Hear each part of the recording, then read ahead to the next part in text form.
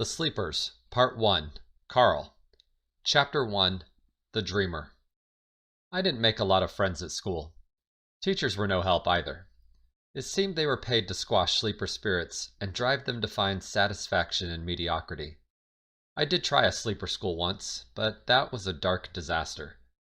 Thus, each year I resented Ray more, and yet we remained inseparable, always placed side by side in class for convenient comparison, until the sleeper bell chimed. I was never going to be a happy sleeper. In fact, suicide was more likely. I was a loner, stuck in a world I could not control, until one man gave me purpose. I'm not one to scatter praise, but if anyone deserves credit for my plan, for rescuing me, that would be Carl. Like a gangly willow after too many winter storms and too few gentle springs, Carl Schleif's family tree was decidedly stark. He lacked siblings, cousins, aunts or uncles, second cousins, and so on. At third cousins, Carl could find one connection. His ancestors were not infertile, only unnaturally cantankerous. They drove people away, especially lovers, those who were equally irritable, and those patient enough to handle their idiosyncrasies. Occasionally the right balance would spark, and the family line survived. Hence Carl. Neighbors gossiped that it was a wonder a family line persisted at all. Ultimately, Carl ended the Schleif line. My father knew of Carl through private circles, ones that stayed below the radar of both SleepFree and the Senate Sleep Committee. These circles consisted of thinkers who believed change was inevitable and imperative. Among these independents, the notion of Carl was legendary, the unregistered 5C sleeper, a lucid god among sleeping mortals. Carl joined our family by accident after suffering from kidney failure. Discreet acquaintances were called in as caretakers to keep his secret safe. My father, curious and frightened by the chance to associate with Carl, volunteered. He accepted my parents, with me by requisite adoption, into his inner sanctum of friends, a collection of people blessed by Carl's magnanimity and cursed by his grumpiness. So began our accidental family friendship. Soon after, I began working for Carl to ease his burden from recent hospitalization. My parents suggested the service, piling charity on an already overworked schedule of sleep and studies. I protested the ridiculous proposal from the start. When will I have time to work for Carl? Saturdays. There's no school, replied John Jr., prepared for such a question. He sat far away at our dinner table, the position of authority as usual. My mother rolled her eyes, believing I wouldn't notice her slip at the other end. Yet I could feel her passively defending me. Another fight lost before it started. He expounded. You've spent your non-sleep hours tinkering with hobbies every Saturday. It's time you have a job using your hands, something other than sleep. I'm sure Carl will teach you something along the way. The weekend was all I had, and now he'd take that away too? What a father! There was little reason to argue once he made a decision, though, so I accepted. Thus I took care of things too difficult for Carl's health. Carl repaid me in cash and complaint. It started with hard penitentiary labor. Carl tasked me with relocating 3 tons of illegally dumped material. For years as a healthy bachelor, he had cared for his aging home by dumping rubbish over the back fence. His home backed a nature preserve, shrouded in oak and willow trees. Through the preserve ran a trail 200 yards off from the fence line. The distance to the trail and the shrouding of the trees precluded the average pedestrian from noticing the growing heap against Carl's fence. But after 15 years of accumulation, including grass cuttings and rock waste, the mound had become rather obvious and obtrusive. Park rangers finally issued the citation and demanded prompt removal of all non-green waste, hence my employment as a garbage man. It was summertime, so Saturdays quickly evolved into every precious free hour, every day. Thus 7 days straight I hauled rocks and debris with a wheelbarrow from the backyard to the front driveway for commercial pickup and proper removal to the dump. Each day Carl found a new reason to deride my labors and denunciate my work ethic. I reciprocated his umbrage with quiet tears in my room. Is that all you accomplished today? Questioned Carl as he surveyed my first relocated pile of backyard bigotry. Do you think I'm employing you out of goodwill? Work harder, you louse. John, I'm not paying you by the hour. No money till the pile is cleared. So get to work if you ever want $1 for your labor." This declaration followed a record-hot Tuesday when my progress measured low after having worked extra hours. "John, have you ever worked a day in your life?" I had, since the age of 8, though clarification and interruption seemed futile. "You look like a sloth working that wheelbarrow. I could move more rock with just one kidney." The deprecating hyperbole came on the 5th day. The heat wave temperature had peaked. I had penetrated below the simple yard rubbish strata into an ancient destroyed city of irregular cement shapes, fragments of Carl's first driveway. Apparently, tearing out cement came at a discounted price when never hauled away. After 7 days, I could no longer bear the humiliation. Standing in his kitchen, drenched in sweat, I cracked. "Carl, you're not my slave master, and I have no reason to stay," I cried angrily through confused tears. My confidence climbed, mirroring my rage. "You're a selfish, cold man with no real friends. I'm doing my job just fine, and yes, I have worked a day in my life. In fact, I've worked almost every day of my life, so watch your mouth or watch me leave." I puffed up with my best furious face, holding back any instinct to run or cry. Then he replied. Carl's tirades had been short and almost comical in retrospect. Very grumpy old man cliché to this point. When I fought back, the barrage was unprecedented and nightmarishly hostile. He slammed his cold lemonade on the granite counter, cracking the glass, and began yelling. Icy refreshment poured off the beveled edges and onto the floor. He paused only long enough to demand I clean it up. But I had run out the door to the street. Receiving my emergency evacuation call, my mother arrived to extract me from the firestorm of insults and expletives coming from the door. My mother, polite and forgiving, did have a line, and Carl had crossed it. Before we departed, she unleashed her matriarchal prerogative, marched up to Carl, and scolded him vehemently. "You will never, ever talk to my son again, and don't bother returning to our house. We don't need your misery, nor your miserable friendship." Motherly apologies flowed profusely as we entered the escape vehicle and headed home. "I'm sorry, John, for making you work for Carl. I had no idea he would be that bad. We'll never see him again. No one talks to my child that way." Of course, once he swallowed his pride and ego, we did see Carl again. 2 months passed before his apologetic knock at the door and token peace offering of chocolate. This established the understood system, and though my mother had sworn his banishment, forgiveness prevailed on her part and mine.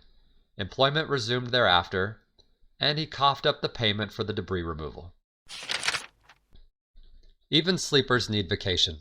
Every summer I rested from rest and fled far from the Matson family, joining my parents on their work travels or the obligatory Civil War visit planned by my father. Ray slept for himself or borrowed sleep from a temp agency during these separations. As years progressed, I spent more and more summertime under the tutelage of Carl. Carl planned yearly trips to explore strange lands and help him burn his excess cash. He sought the images in his mind. Natural and man-made beauty he believed must exist on this earth. He wanted to find others that dreamed as he dreamed, be it God or mankind, as expressed in the rock, in the soul of the earth, or in the art of the masters. I was still Carl's part-time slave employee, but the feelings were not all negative. He cared for me as well as he could, or as well as he had been taught. At the age of 15, he petitioned my parents to employ me as a travel companion on one of these adventures to the Swiss Alps. Physical handicap from a recurring hip injury and daily dialysis precluded independent travel. He needed a full-time assistant. We drove day after day, traversing forgotten, untouched rock formations. If we found the perfect scene, we waited for the commensurate lighting, and he would paint. My main reason for attendance, besides serving unusual nursing functions, was to carry Carl's paints, brushes, easel, canvas, and chair to remote, uneven locations for painting. The adage for ennui, like watching paint dry, could not be truer. So after watching Carl paint the first leg of our trip, I began to dabble too. Thus, it was how Carl taught me to paint. Given his intolerance for patience, I learned more by observation than true instruction. But I did learn, and as he obsessed with the rocks, a constant among his dream flow, I found home in the skies. Clouds filled my paintings. We may have seen the greatest sheer faces of Igneous, but these were only shrunken foregrounds to my clouds, to the light, to the heavens. My painting skills improved over many shared trips after this forsaken adventure, but my lackadaisical attitude toward geology proved this specific trip's undoing. I irreverently commented that his celestial rock formation we just passed was a nice outcropping. Our journey then tipped or plummeted from outcropping to crapping out. "That is not an outcropping, John," corrected Carl as the car drifted across the yellow on the winding turns. "Huh? Of course it's an outcropping. By definition of the words out and crop, that rock outcrops from the ground," I replied peevishly, sensing but ignoring the coming argument.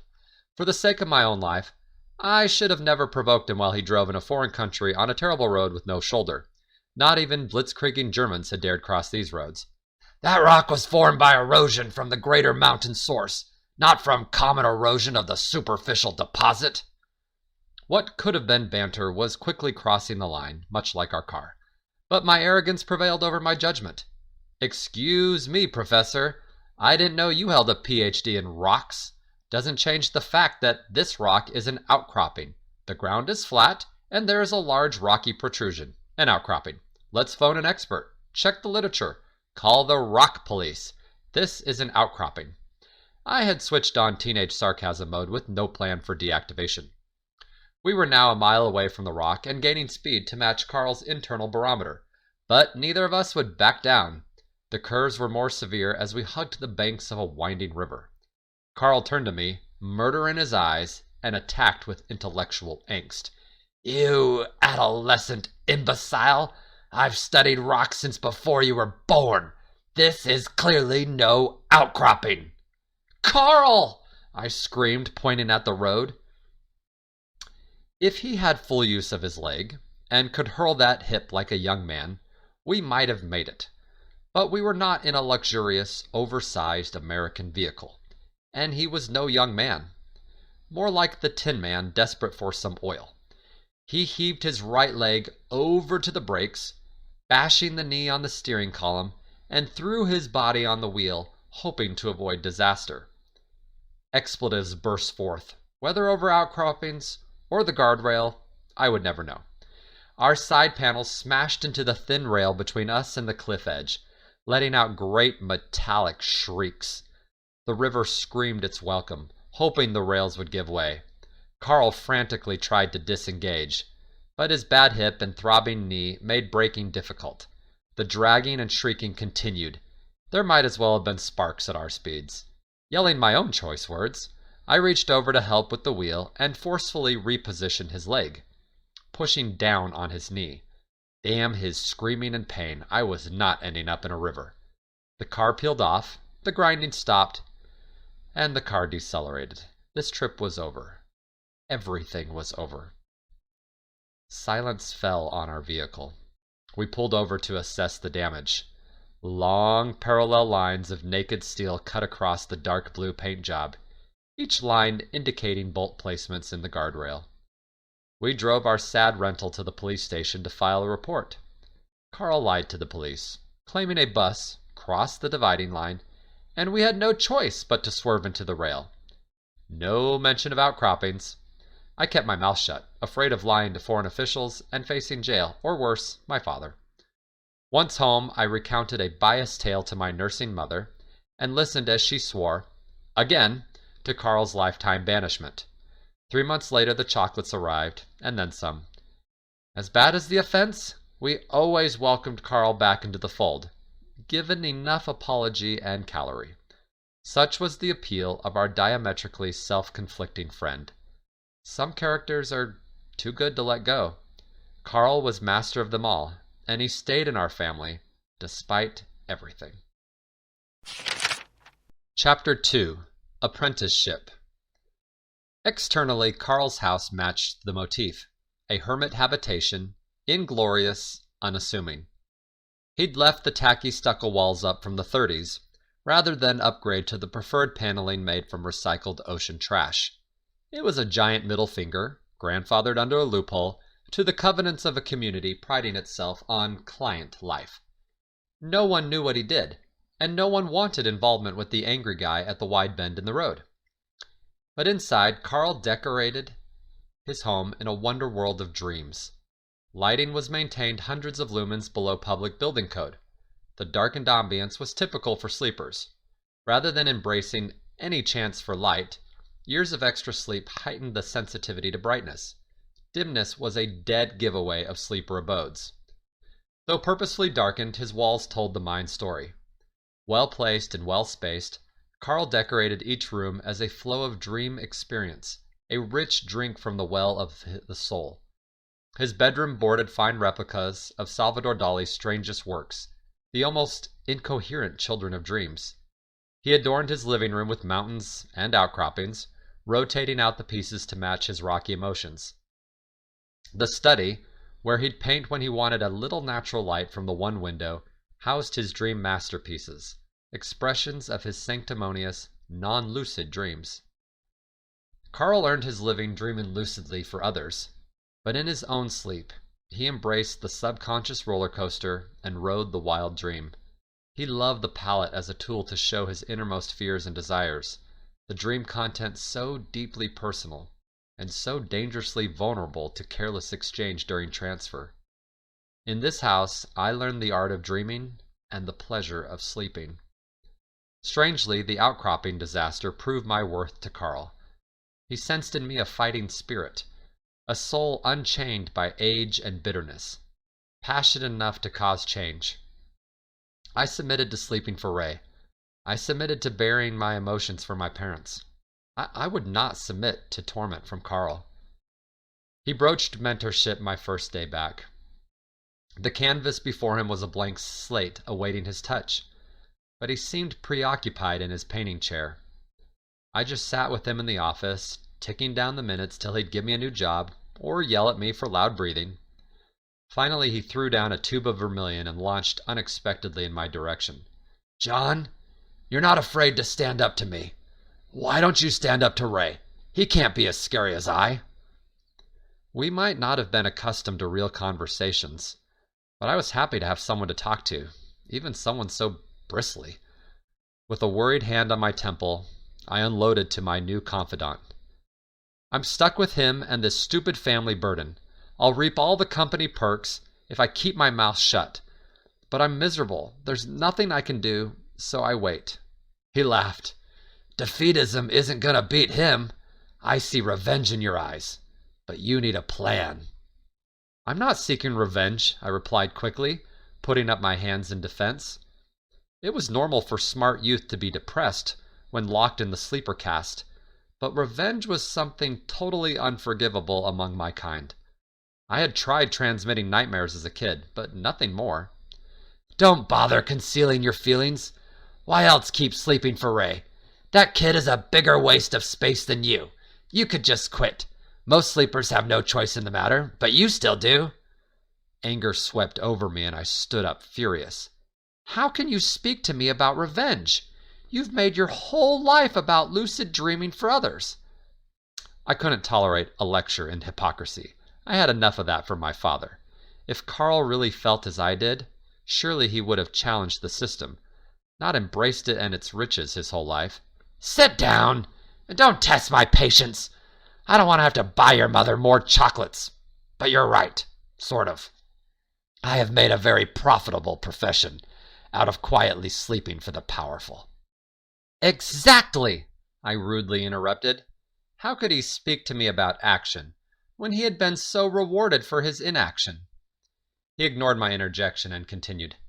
"I was a little younger than you when SleepFree hit the market.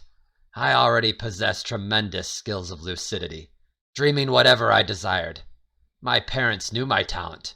When early rumors on lucid dream transference surfaced, they had me dabble on them to test my potency. They were immediately addicted, and knew others would feel the same. They secretly put me to work. I wouldn't call it slavery, per se, but better parents would not have sold their child so thoughtlessly. When we learned the bureaucrats would soon start testing everyone for lucidity as an initial registration, they taught me to lie. Somehow my parents keenly knew that we would want this gift a secret." A child like Carl, skilled in both fabricating lies and activating lucidity like a power switch, could trick the Senate's registration system. Test administrators miss these rare gems. In fact, the best chance of catching them is when parents slip up, overzealously selling their lucid children to the highest bidders. I smiled, piecing together Carl's story. So that's why you aren't in the Dream Guild. That's why your sleep isn't stamped.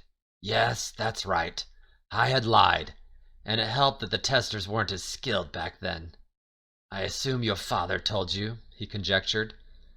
I nodded affirmative and answered proudly. I've asked him lots of questions about you since we first met. The Dream Guild, basically a union of the most powerful lucid dreamers, fascinated me. I had thought Carl would be their leader, but he wasn't even a member. You were right to ask. Although I have made a profitable living off of sleep, it hasn't always been what I wanted in life. Lucidity is a personal gift God or destiny gave me. I hate sharing it with scum.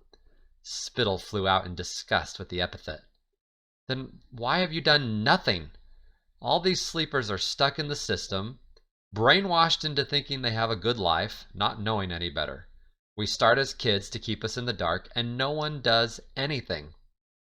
At that moment, Carl seemed like my father, another man that hated the system, but was unwilling to change it because the system paid generously. I muttered loud enough to be heard. You seem just like my dad. Carl's eyes flared, trying hard to suppress his own anger. You'd be surprised what your father would be willing to do, and what he is doing to change SleepFree. What does that mean? It means your father pays dearly for his sacrifices for that company. It is a heavy burden, waiting for change. I didn't agree, but chose to bite my tongue for once. For a man wanting to save the world, my father sure did very little. I changed subjects, curious to know what Carl intended by his personal intrusion. Fine, but what would you have me do? Well, first of all, I wouldn't send you alone on such a dark quest. You see this blank canvas? Infinite possibilities? But it all starts with a plan. One I can't seem to conjure at the moment, thinking about your little problems or your incessant breathing. Anyway, as a future exec of the corporation, you will one day be in a unique position to destroy SleepFree. I think I'll teach you lucidity for now, and we'll formulate a plan together. He was so confident and calm. I, on the other hand, betrayed utter dismay. What? You would help me? You rarely miss a chance to yell at me. How can you teach me? I peppered him with questions of doubt and tried every shred of patience, but he replied with uncharacteristic precision. We fight because we are so similar, but unlike me, you will have the position of power to really enact change. I wouldn't believe in anyone other than a kindred soul. You share my truculence, but you are blessed with your family's brains and inheritance. If anyone can stop the slow, sleeping death of America, it will be you. I will certainly keep yelling. I'm not going soft just because we're working together. But I am willing to likewise teach. We have much to determine before you graduate, or before I die. I hadn't come prepared for Carl's offer, but this morbid honesty was a welcome home, a feeling far better than the stories my parents spun. I couldn't live forever hating Ray and never flipping the balance. This was my best chance as a youth to see a path forward. Life would have meaning. I didn't need time to consider my position. I'd love your help, but I don't know where to start. I just know I am with Ray to the end, and hope it will be a good end. So be it. We begin immediately. We hobbled down the stairs together, the lesson starting before we even made it to the landing. First off, what do you know about training yourself to be a lucid dreamer? He really did mean immediately. I know it's harder than it sounds, but it must be possible, given we are tested till age 25 in case we figure it out. Carl nodded and fumbled a few more steps, with his body weight awkwardly riding the wall. What was your last test score? Visions of those smiling suits showing up every 5 years, dragging me into the nurse's office and doping me on drug-laced juice boxes flooded my mind. Each time they dissected my brain patterns and interrogated every nuance of my dreams. Each time I got the same score. 1A. Carl grunted, just as disappointed in my score as those pale-faced testers. I earned the lowest possible marks on lucid dream frequency and acuity. Compared to Carl's perfect 5C, I wasn't even worth association. Have you tried lucid dreaming? Or am I working with another blank canvas? I lifted my shoulders, half proud, half embarrassed. I tried sending nightmares to Ray once. Very noble of you. A real friend. He neither blinked nor flashed judgment, just questioned on as we finished the stairs. What did you conjure? I ran ahead and pulled out a chair for him. He seemed a little off today. Either the hip or the kidney failure was flaring up. No conjuring, I just watched a bunch of horror movies and hoped something would trickle through the program. Sounds horrible, he scoffed as he collapsed in the chair. I've transmitted my share of nightmares. Of course, they were powered by lucidity, not just wishful tinkering. Totally scary, wet-the-bed-level dreams. Type of tears you go to counseling for when you wake up, or worse.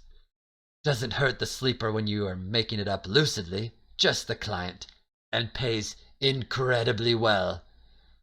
Finding my own chair, I paused and stared back in amazement at his nonchalance. Level 5Cs were certifiable. What do you know about the Holman case? I shook my head.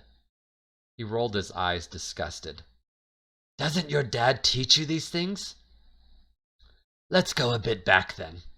Anyway, Desmond Matson discovered that dream transfer was necessary to prevent clients from having psychotic breakdowns. Something about living out of the Freud id, letting your mind get a healthy reset. But clients don't get much of our dreams unless they're lucid. I was eager to show off my knowledge. That's right, but even your pathetic murky content is enough.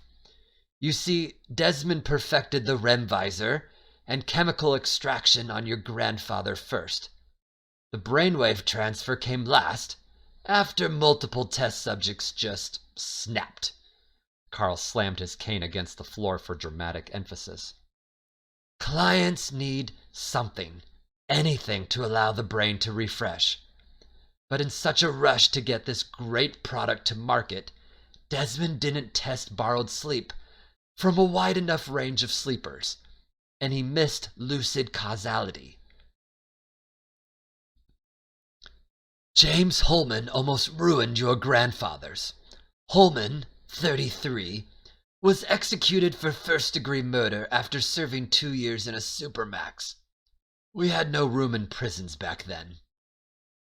Friends all described him as a loving man, a client who would never reciprocate harm for harm. He'd even forgiven his ex-wife's new husband for stealing her away. The jury dismissed this background, though, believing that all murderers always have some witness willing to defend their character. Anti-SleepFree scientists found a new cause, just a little too late. Holman's sleeper was an emotionally unstable lucid dreamer. My father had told me it was very important to get tested for lucidity, and he taught all about how lucid dreams transfer clearly from sleeper to client, unlike my regular dreams. But mind control was never covered. Classic horror story, really. Sleeper dreams of harming someone or seeking revenge. It is an intense dream, wrapped with emotion and malice, perfect for breaking the sleep barrier and transmitting a lethal dose of anger. The client's synapses link the anger from the transmitted dream to the antagonist, creating a new monster, a new powerful dream for the client. The client awakes and replays his adaptation of the malicious dream over and over in his mind. These thoughts percolate, wicked seeds bear fruit, and the thought of revenge, even murder, though never before considered in seriousness, festers, until ultimately James Holman acts against his original nature and kills the new husband. And that's when Senator Blair and the Senate Sleep Committee, the SSC, started testing and registration. Home lessons on sleep history were starting to come together. Every sleeper knew about the great Senator Bella Blair, the one that dominated the Senate Sleep Committee for decades, securing sleeper rights and PAC's SleepFree. Exactly. And that's when my new life began. We learned lucid dreams transmit with perfect clarity, but we also learned that they could change a person's nature. Every sleeper was issued a ranking to ensure clients understood potential lucidity risk. This was interesting, but I was losing my patience with history lessons. I wanted to change the world and take down Ray. How's any of this going to help me, though? Carl leaned forward and stared me down. Be patient. Think about it. You will be dreaming for the CEO someday, if you don't get fired or kill yourself. Imagine if you could dream lucidly. You could control him. Ever thought why the Matsons don't hire guild sleepers? It was rhetorical, like most of his questions, but it was a good question. One he answered himself. Because they don't trust people like me. Your family has kept their position for 3 generations because you are such bad dreamers. I didn't know if I should feel bad about being a 1A or happy. Yet I now understood. So your plan is to teach me lucidity. Yes. Then you go change the world via Ray. That plan meant I'd have to keep close to Ray for many years. I almost hated life more, but at least there was a reason. Carl continued the actual lesson. So, now that you understand my motivation, what else do you know about becoming a lucid dreamer? I shrugged, uneasy with my ignorance. You've heard of dream journals at least, he prodded. Yes, I know about them. You wake up and write down everything you remember from your dreams. Helps you detect their weirdness in the hope you might recognize it when asleep. And you practice this, right? He acted like everyone on this planet must use dream journals. Just because they outsold the Bible, clients and sleepers were both obsessed with dreams, didn't mean I had to join the bandwagon. No, I winced. Hadn't thought dream journals would work for me. Letting out a dramatic sigh, he hung his head in his hands, ashamed. You are as dumb as you look. Whole world tries dream journals. And you can't be bothered?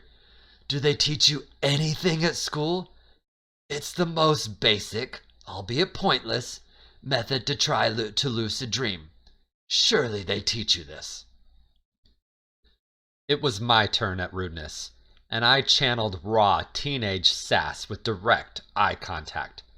Let me be clear. I go to a mostly client school where they are paranoid about lucid mind control. Or so I now understand. Pretty sure training secret sleepers is not high on their list. Fine, wise guy. He slowed down for emphasis. Then we start with the journaling. Go buy yourself one and start writing. That's it? I wanted more than just hokey writing. Of course that's not it. Just give me a second to stretch my legs. Carl stood from the table and kicked the cane over in the process, cursing. I handed it to him, which he grabbed angrily, but took it to steady himself nonetheless. Standing, he continued the lesson, resting on the cane. Lucid dreaming starts way earlier in the process. Idiots like yourself wrongly believe if they could just realize they are dreaming, they could wake up. Write down what is absurd in your little dream journal, and then you'll start to catch those absurdities in the dream. Problem is, this is total nonsense. Our subconscious repeats actions we do conscious. If we want our mind to recognize what is false in a dream, we have to practice testing reality when awake. Thus, lesson 1, awareness precedes control. So I don't need a dream journal? Seemed like the right time to check if I was following his tirade or not. Of course you need the dream journal, he shouted. and then immediately regained his balance and composure. It's just insufficient to trigger lucidity alone. Here, try this exercise. Look around the living room and describe what you see. He pointed with the steel cane in an arc motion around the room. Well, you have some outcropping pictures. I chuckled but dared not make eye contact. He ignored the joke. Not good enough. More detail. Okay, you have 5 paintings on those 2 walls. 3 of mountains at dawn. 2 what I would call outcroppings, but they're probably not. You have 1 large window above the floral couch, shaded with broken Venetian blinds. 1 elaborate wood table with 4 chairs. 2 dusty bookshelves framing your fireplace. And a few stacks of old magazines you can't bear to throw out. His hosting days had declined since kidney failure, and the cleanliness suffered. Wounded by my summary, he retorted, Those are collector's edition National Geographic, back when it came by mail, before the internet and the death of the postal service. They're from my grandfather. But that's besides the point. How do you know what you just described isn't a dream? You could see all this in a dream. I pinched myself and yelped. Seems real to me. He harumphed. Unless you want to go around pinching yourself all day like a St. Patty's Day whelp, you have to challenge reality in a different way. And you can pinch yourself in dreams too, by the way, without waking. Look at those pictures. Do they change when you stare at them? No, they're paintings. I was really good at these obvious questions. Precisely. They are static. Turn your head away and look again. Any changes to the pictures? No, still your landscape paintings. He frowned. I couldn't tell where this was going, besides into deeper madness. Now look at those magazines. Can you read the words? Do the words change? Says National Geographic, Mystery of the Outback. Still smelly, yellow, and old. Open it up and read an article. Look away. Try again. I did as commanded, perusing the top copy. Lots of deadly snakes in that outback. All makes sense to me, Carl. That's because you are not dreaming. In dreams, little details change frequently, as if someone threw turpentine on your canvas and started you over without you knowing it. Those paintings could cycle countless images, or suddenly show you pictures of your family or girlfriend or some monster. Real paintings don't do that. Same with those magazines. Ever notice how hard it is to read in dreams? Your mind doesn't want to store a whole page of words, so it gives the semblance of words, and they fly around like possessed demons on the page, impossible to grab or really understand. Nodding and understanding his lesson was starting to sink in. He actually could teach. That's why my nightmares about studying for tests are so frustrating. Seems I can never study the textbook, let alone understand it. That's right, he shouted, pointing his cane at me and crashing back into his seat. There's countless more details when you get into it. Look at the way light comes through those blinds and casts shadows on this table. Or notice how you can wipe away dust on that bookshelf and leave an imprint. Listen to the sounds that tell you this is my house. My great-grandfather's cuckoo clock down the hall. Or smell the aroma of the trees outside coming through the open window over the sink. Your dreams struggle to get these details right. Shadows will be wrong, smells will be gone, sounds will be wild. If you want to learn to recognize what's off in your dreams, practice studying what's on in reality, and your mind will build the bridge when asleep, continuing your silly traditions. I stared in amazement, wondering why I had never thought through all this and done my own research. The answer was boring. I was probably too busy sleeping or working at Carl's. The same answer that kept most sleepers slaves to the system. But still, this seemed totally doable. I get it. I can do this. All right, John, don't get too excited. I'm a natural lucid dreamer. I don't need any of these tricks. But if just anyone could do it, we'd all be lucid dreamers, right? Go at it. Keep the journal and practice questioning reality. I'll teach you more tricks next time.